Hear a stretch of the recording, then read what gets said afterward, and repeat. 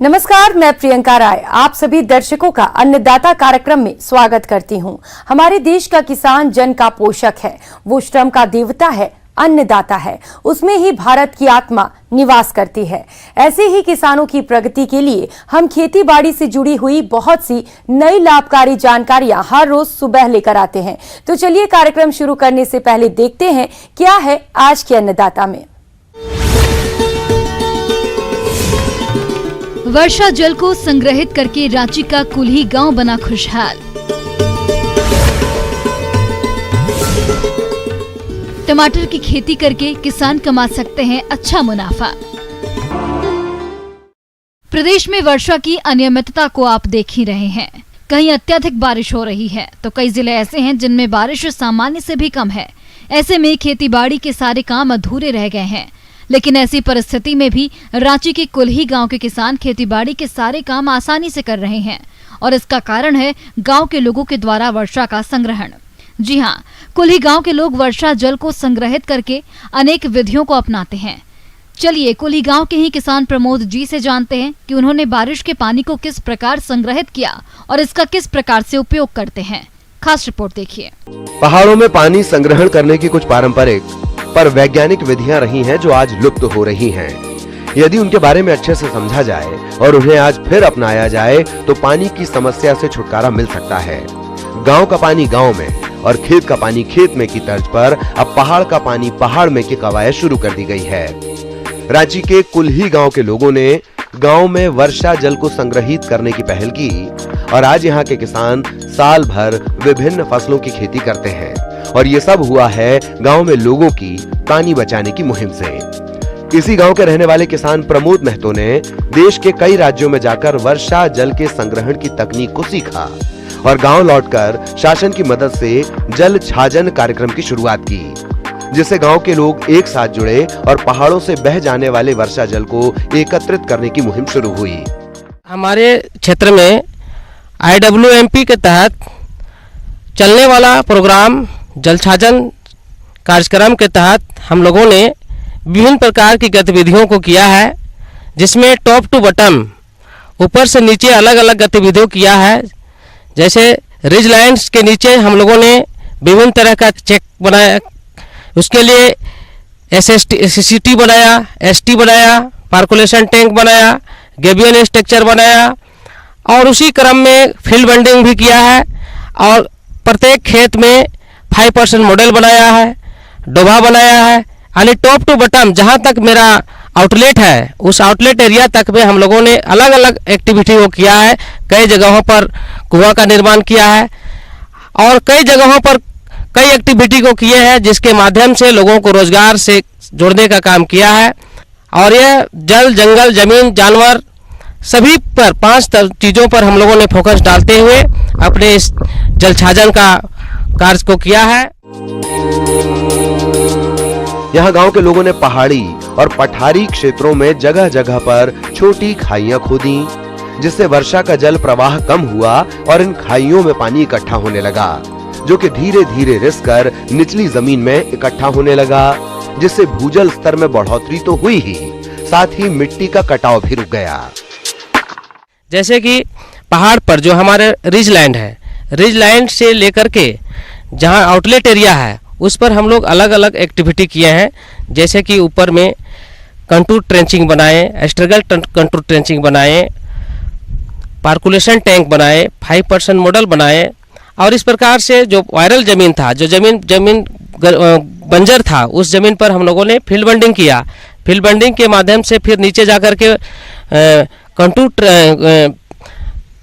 डोभा बनाया। डोभा के साथ छोटे छोटे जगहों पर 5% मॉडल बनाए और इसके बाद फिर जाकर के नीचे में कुआं बनाए और कुआं बनाने के पश्चात जब हम लोगों ने देखा कि जब इस तरह का गतिविधि जब पहाड़ पर हम लोगों ने किया तो सारा पानी जो बह करके जाता था वह पानी हमारे जो भिन्न भिन्न तरह का एक्टिविटी किए, कंटूर ट्रेंचिंग में रुका, पार्कुलेशन टैंक में रुका, 5% मॉडल में रुका और अलग अलग जगह पर पानी बह करके न जा करके सीधा वह जमीन के अंदर घुस करके पार्कुलेट होकर के खेत पर जाने लगा और पानी हमारे जो तालाब है उस तालाब में भरने लगा और पानी का वाटर लेवल ऊपर चढ़ने लगा, जिससे क्या हुआ कि किसान भाइयों को बहुत लाभ मिला। जिस समय बारिश नहीं हुआ उस समय भी किसान अभी उससे सिंचाई कर रहा है और सालों भर सिंचाई करता है, अलग अलग फसल का उत्पादन करता है।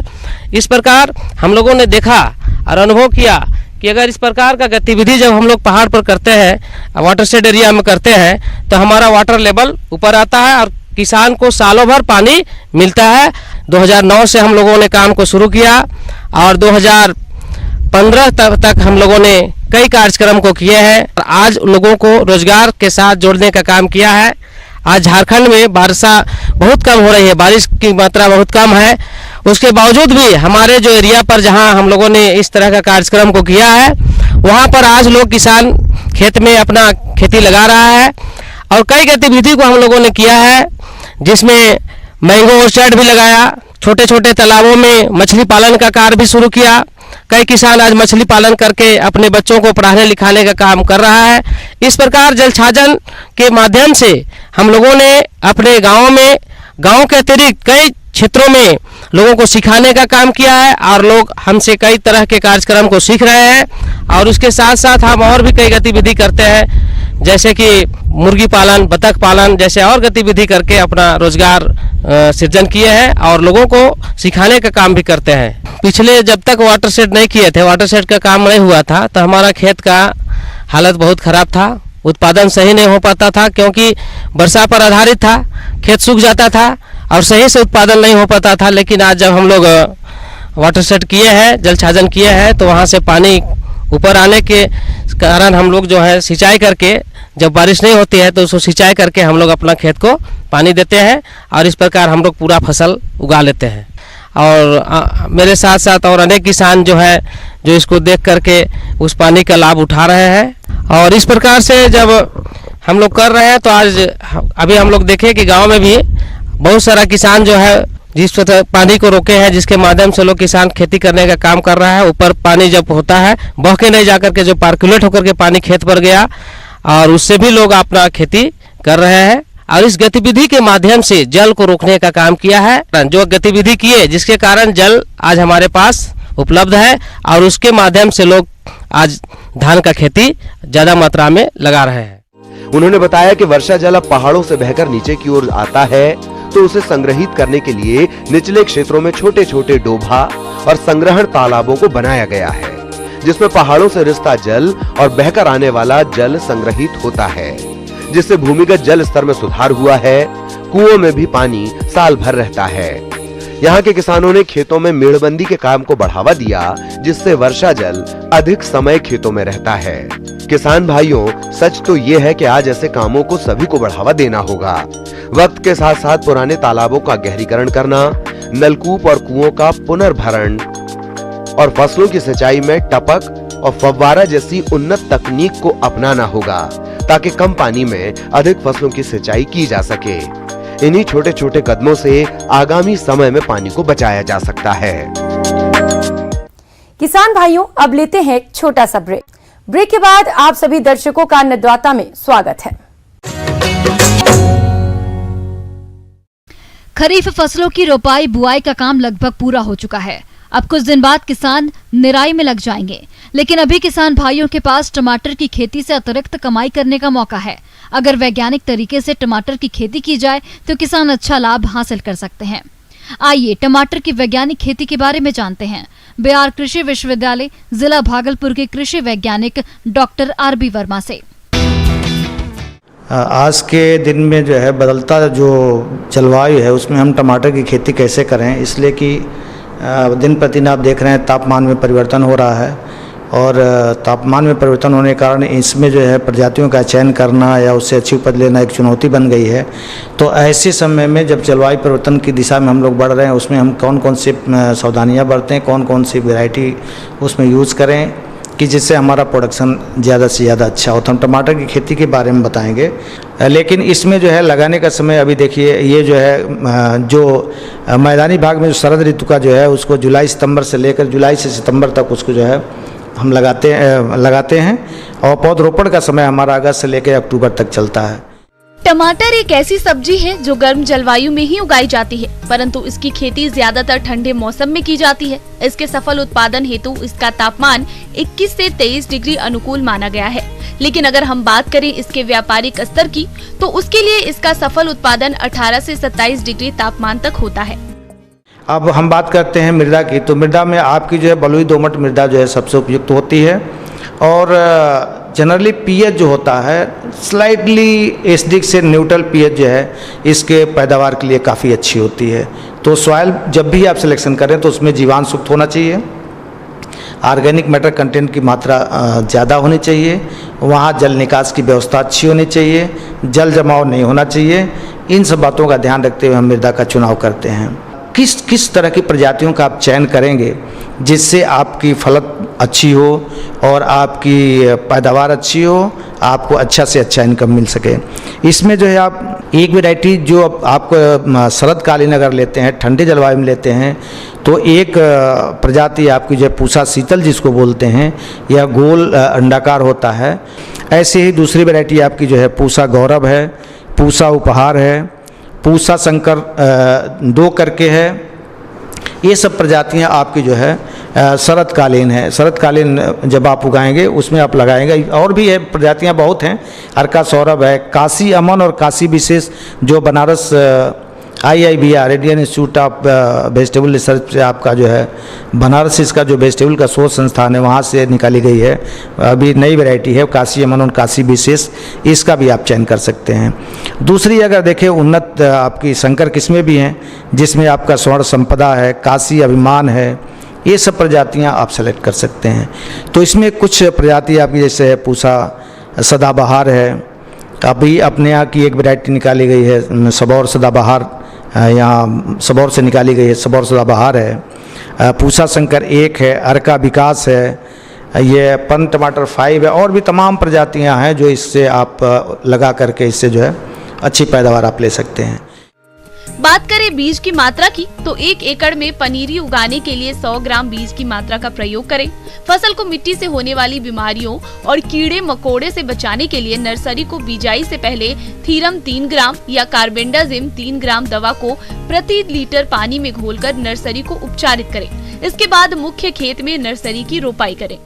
जहाँ तक उर्वरक की बात है, तो इसमें आप उर्वरक कितना देंगे, खाद पानी कितना देंगे, तो कम से कम इसमें 20 टन FYM गोबर की खाद 20 से 25 टन प्रति हेक्टेयर के हिसाब से आप देंगे, और नत्रजन, फास्फोरस और पोटास इस सब की मात्रा 120 kg प्रति हेक्टेयर आपका नाइट्रोजन, 60 kg आपका फास्फोरस और 60 kg आपका पोटास, ये प्रति हेक्टेयर के हिसाब से देते हैं। लेकिन इस एक बात का आप ध्यान रखेंगे, यूरिया को आप पार्ट में कर दें, बाकी फास्फोरस और पोटास को बुआई के समय दे दें।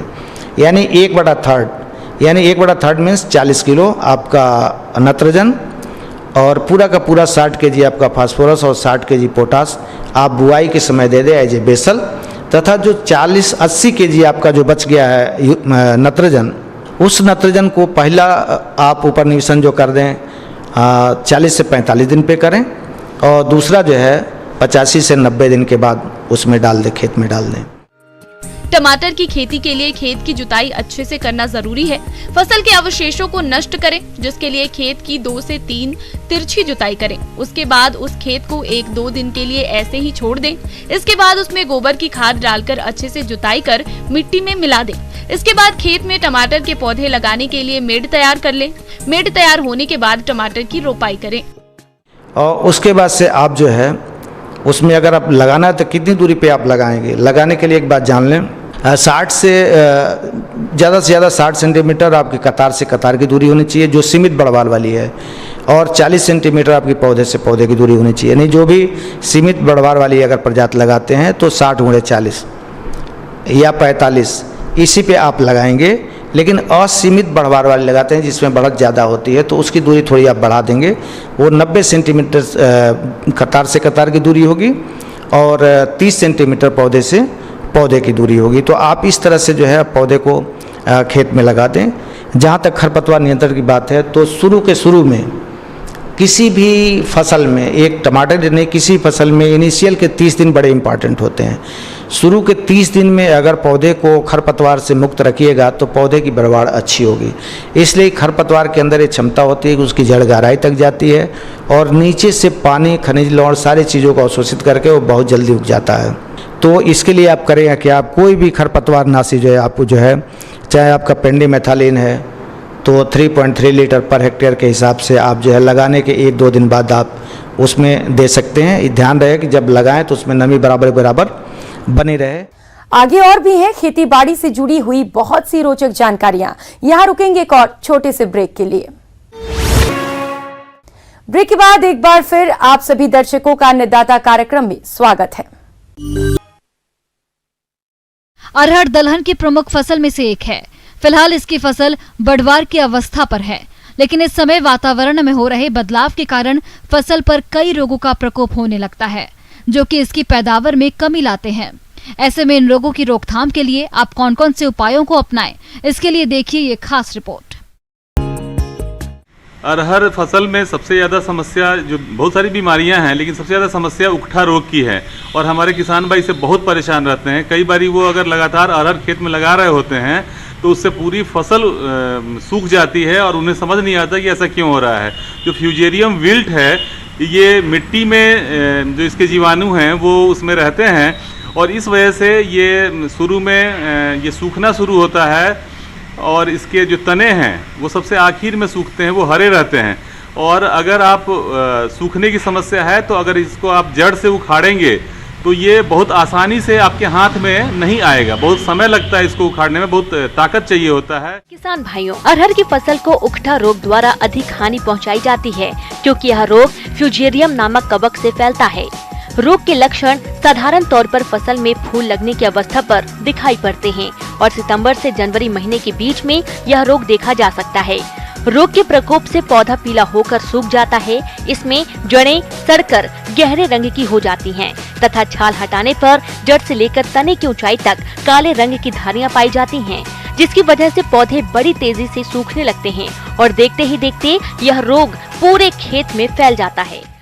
मेरी ये सलाह होगी कि जहाँ भी अगर उकठा रोग की समस्या अरहर के फसल में है तो जो रेसिस्टेंस वैरायटी है, मतलब ऐसी किस्में हैं जिनमें वो किस्में सक्षम है इस बीमारी से लड़ने के लिए, उसमें इस बीमारी का असर कम होता है, ऐसी किस्मों को लगाना चाहिए। और बहुत सारी किस्में हैं हमारे साथ में, जैसे कि IPA 203 है या फिर बिरसा अरहर 1 है या फिर बहुत सारी किस्में हैं जिसमें ये बीमारियां नहीं लगती हैं। तो आपको चाहिए कि उन किस्मों को लगाएं या फिर अगर आपको और सावधानी बरतनी हो तो 2 साल के बाद अरहर के खेत को बदल देना चाहिए, क्योंकि इसका निदान थोड़ा मुश्किल है। निदान में आप सही किस्म आप चुनें या फिर आप खेत को बदल दें। अरहर का बंझा रोग यह रोग विषाणु जनित रोग है। इस रोग का संचरण एक कीट के द्वारा फैलता है। इसके लक्षणों की बात करें तो पौधा बौना रह जाता है एवं पौधे की पत्तियां पीली पड़ने लगती हैं। पत्तियों का आकार सामान्य से काफी छोटा हो जाता है तथा उन पर अनियमित आकार की हल्की पीली एवं गहरी चित्तियां पड़ जाती हैं। रोग ग्रसित पौधे लंबाई में छोटे रह जाते हैं तथा इनमें अनेक शाखाएं निकल आती हैं, जिससे यह झाड़ी नुमा दिखने लगता है। ग्रसित पौधे में प्रजनन अंगों का विकार रुक जाता है, जिससे इसमें फूल एवं फलियां नहीं बनती हैं। यदि आपकी फसल में इस रोग का प्रकोप हो रहा है तो इसके नियंत्रण के लिए इमिडाक्लोप्रिड 1 मिलीलीटर पानी में घोल बनाकर छिड़काव करें। रोग ग्रसित पौधों को उखाड़कर नष्ट करें। इस बीमारी से बचने के लिए रोग रोधी जातियां जैसे JKM 189, आशा आदि का चयन करें। उन्नत जातियों के बीजों को उपारित करके ही बुवाई करें। गर्मी में खेत की गहरी जुताई व अरहर के साथ ज्वार की अंतर्वर्ती फसल लेने से इस रोग का संक्रमण कम रहता है। किसान भाइयों, उकठा रोग के लिए कोई भी दवा बहुत कारगर नहीं है, मैं ये स्पष्ट कहना चाहता हूँ, क्योंकि ये जो बीमारी है वो मिट्टी में होती है, स्थिर होती है और उसकी वजह से इसमें आपको या तो रोग रोधी किस्म लगाने की आवश्यकता है या फिर आप फसल चक्र अपनाएं, आप खेत को बदल दें और यही सही निदान है। कोई भी अभी दवाएं जो हैं उतनी कारगर नहीं हैं जिससे कि इन बीमारी की रोकथाम की जा सके। आइए जानते हैं अन्नदाता निशुल्क फोन के माध्यम से पूछे गए समस्याओं का समाधान। अन्नदाता निःशुल्क फोन संपर्क सेवा के माध्यम से पूछे गए प्रश्नों में से आज हमने जिस प्रश्न को कार्यक्रम में शामिल किया है उसे पूछा है ग्राम राजपुर, जिला बक्सर के कृषक रोहित सिंह ने। ये आंवला के बाग में कीट नियंत्रण के बारे में जानकारी चाहते हैं। तो रोहित सिंह जी, आपकी जानकारी के लिए प्रस्तुत है कार्यक्रम का ये अंश। नमस्कार किसान भाइयों, आज मैं आपसे चर्चा करूंगा आंवले की फसल में पौध संरक्षण। आंवला बहुत ही एक उपयोगी फसल है और पूरे भारत में क्या पूरे विश्व में इसकी जो है डिमांड है। समस्या वहाँ जाती है जब हम देखते हैं कि इसमें कीड़े मकोड़े बीमारी इन सब का जब जो है अटैक होता है।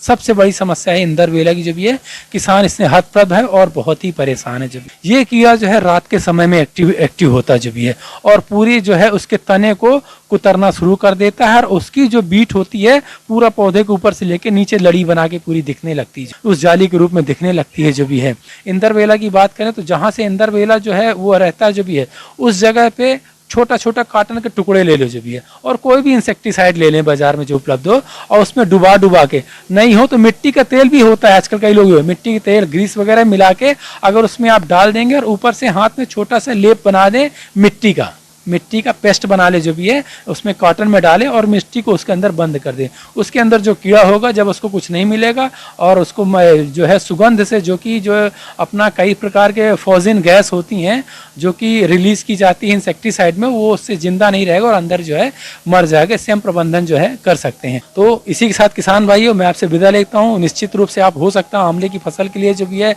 मेरी कही। एक नजर डालते हैं राज्य की कुछ मंडियों के प्रमुख फसलों के बाजार भाव पर।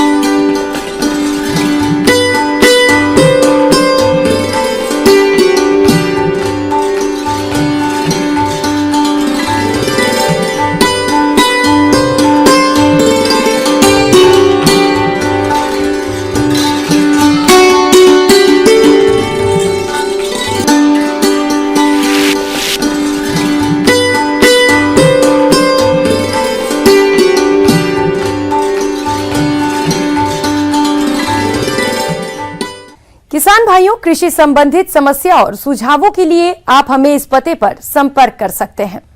प्रोड्यूसर अन्नदाता news 18 Bihar Jharkhand, Ramoji film city, Hyderabad 501512। साथ ही आप हमें ईमेल भी कर सकते हैं। हमारा ईमेल है p18annadatabihar@nw18.com। इसके अतिरिक्त आप हमें निःशुल्क हेल्पलाइन नंबर 18008892 पर सोमवार से शनिवार सुबह 10 से शाम 4 बजे तक के बीच संपर्क कर सकते हैं। अब समय हो रहा है आपसे विदा लेने का। कल फिर मुलाकात होगी कृषि से जुड़ी महत्वपूर्ण जानकारियों के साथ। तब तक के लिए नमस्कार।